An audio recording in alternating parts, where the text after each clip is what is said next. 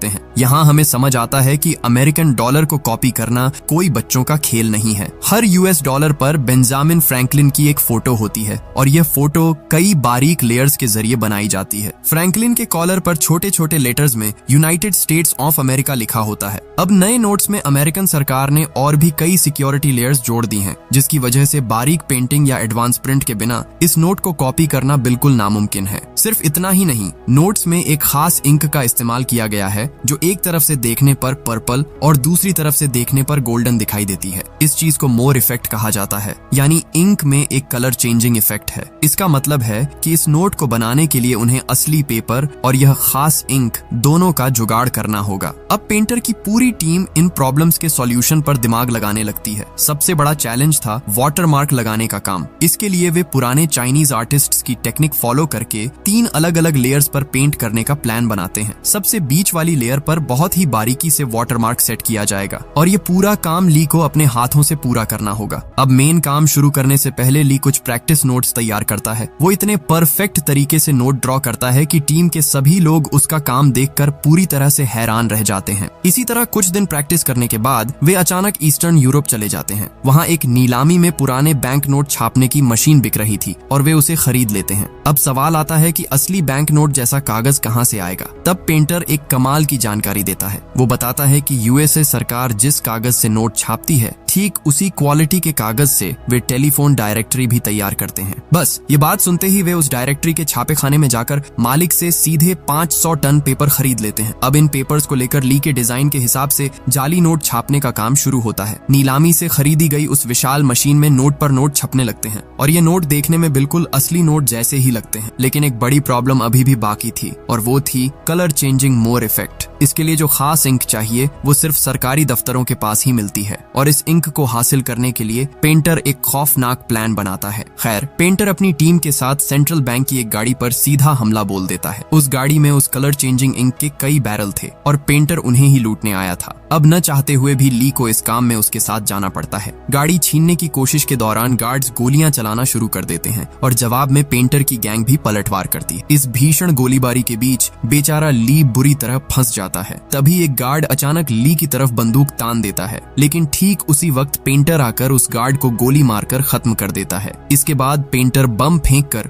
दूर की एक गाड़ी को उड़ा देता है, जिसकी वजह से बाकी गार्ड्स भी मारे जाते हैं। फिर वे इंक के बैरल लूटकर तेजी से वहां से रफू चक्कर हो जाते हैं। लेकिन इतने सब के बीच पहली बार पेंटर का ऐसा हिंसक रूप देखकर ली के अंदर रूह कांप जाती है। अब तक डरते डरते जाली नोट तो बना रहा था, लेकिन उसने कभी नहीं सोचा था कि उसे खून खराबे में भी शामिल होना पड़ेगा। पर अब वो एक ऐसे दलदल में फंस चुका था जहां से बाहर निकलने का कोई रास्ता नहीं था। इधर मोर इफेक्ट वाली इंक लाने के बाद वे उसे प्रिंटर में लगाकर दोबारा नोट छापना शुरू करते हैं और अब जो नोट बाहर निकलते हैं उन हर एक नोट में असली नोट की तरह ही कलर चेंजिंग इफेक्ट दिखाई देता है। ये नजारा देखकर पूरी टीम खुशी से उछलने लगती है, क्योंकि उन्होंने कुछ ऐसा बना लिया था जिसे असली नोट से अलग करना नामुमकिन था। लेकिन ली अंदर ही अंदर बहुत ज्यादा गिल्ट महसूस कर रहा था। वह पेंटर से पूछता है कि जब यह इंक खत्म हो जाएगी तो क्या फिर से लोगों को मारकर इंक लानी होगी? इससे बेहतर है कि मैं खुद यह इंक बनाने की कोशिश करके देखूं। लेकिन पेंटर उसकी बात सुनकर उसे जोर से झिड़क देता है और चुप करा देता है। अब पेंटर के ऑर्डर पर उसके लोग सूटकेस में भरकर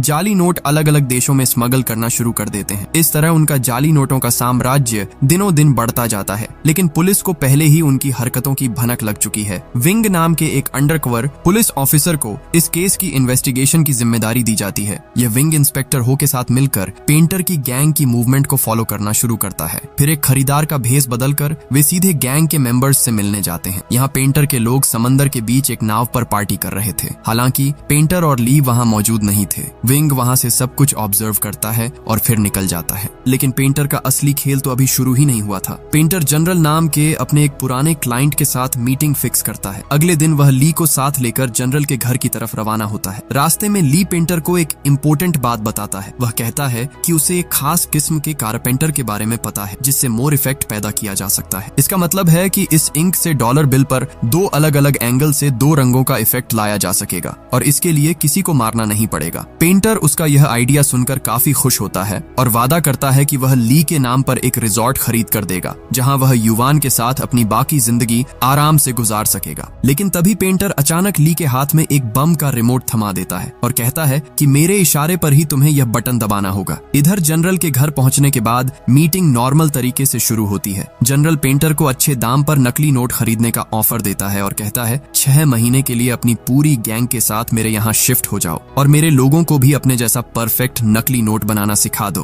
फिर जनरल हंसते हुए कहता है अगर तुम्हारे पिता जिंदा होते तो वे इस डील के लिए तुरंत मान जाते। ये बात सुनते ही पेंटर के चेहरे के हाव भाव भयानक तरीके से बदल जाते हैं। वह धीरे से कुर्सी से उठकर जनरल के पास जाता है और उसके कान में फुसफुसाते हुए कहता है 7 साल पहले तुमने ही मेरे पिता का खून किया था। यह सुनकर जनरल समझ जाता है कि पेंटर यहाँ बिजनेस करने नहीं बल्कि बदला लेने आया है। पेंटर अपनी शर्ट खोलकर दिखाता है कि उसकी पूरी बॉडी पर बम बंधे हुए हैं। फिर वह चिल्लाकर ली को रिमोट का बटन दबाने के लिए कहता है, लेकिन डर के मारे थर थर कांप रहा ली अपना हाथ तक नहीं हिला पा रहा है। पेंटर के और भी जोर से डांटने पर ली के हाथ से रिमोट जमीन पर गिर जाता है और गिरते ही उसका स्विच दब जाता है। लेकिन धमाका पेंटर की बॉडी पर बंधे बमों से नहीं होता क्योंकि वे तो नकली थे। असल में ब्लास्ट बाहर पार्क की हुई पेंटर की गाड़ी में होता है। मतलब क्या ही बोलूं, यह आदमी अपनी गाड़ी में पूरा का पूरा बम लेकर घूम रहा था। धमाके के जोरदार झटके से जनरल के कई लोग वहीं ढेर हो जाते हैं। बाकी लोग दौड़कर आते हैं और पेंटर पर गोलियां चलाने लगते हैं, लेकिन पेंटर दोनों हाथों में 2 पिस्टल लेकर ऐसे स्टाइल में गोलियां चलाता है कि एक के बाद एक लोग जमीन पर गिरने लगते हैं। लेकिन यह तो बस शुरुआत थी क्योंकि जनरल भी कोई कच्चा खिलाड़ी नहीं था, पर पेंटर ने इसके लिए पहले से इंतजाम कर रखा था। उसका एक साथी दूर जंगल से लगातार रॉकेट लॉन्चर दागना शुरू कर देता है। रॉकेट लॉन्चर के हमलों से वहां सब कुछ उड़ जाता है और पूरा इलाका आग की लपटों में घिर जाता है। चारों तरफ धुएं और बर्बादी के बीच पेंटर 2 राइफलें लेकर और भी लोगों को साफ कर देता है। फिर उसके कुछ और साथी गाड़ियां लेकर आते हैं और जनरल के आदमियों को कुचलना शुरू कर देते हैं। इसी बीच जनरल के कुछ लोग जंगल में घुसकर रॉकेट लॉन्चर चलाने वाले बंदे को खत्म कर देते हैं। इन सब के बीच बेचारा ली एक कोने में दुबक कर अपनी जान बचाने की कोशिश कर रहा है। ये गोलीबारी काफी देर तक चलती रहती है। आखिर में जनरल खुद एक आर्मर्ड कार लेकर आता है और पेंटर पर सीधी फायरिंग शुरू कर देता है, लेकिन पेंटर जबरदस्त स्टाइल में कूदकर उस पर गोलियां चलाता है और गाड़ी के सही हिस्से पर निशाना साध कर पूरी गाड़ी को ही पलट देता है। इस तरह वह जनरल का भी काम तमाम कर देता है। मगर इस जंग के दौरान चिंग नाम की एक लड़की जो जनरल के लिए काम करती थी, उसकी बॉडी में आग लग जाती है। ली दौड़कर जाता है और उस आग को बुझा देता है, लेकिन तब तक उसका चेहरा बुरी तरह झुलस चुका था। लौटते वक्त पेंटर उसे हॉस्पिटल ले जाता है और फिर धमाका करके जनरल के पूरे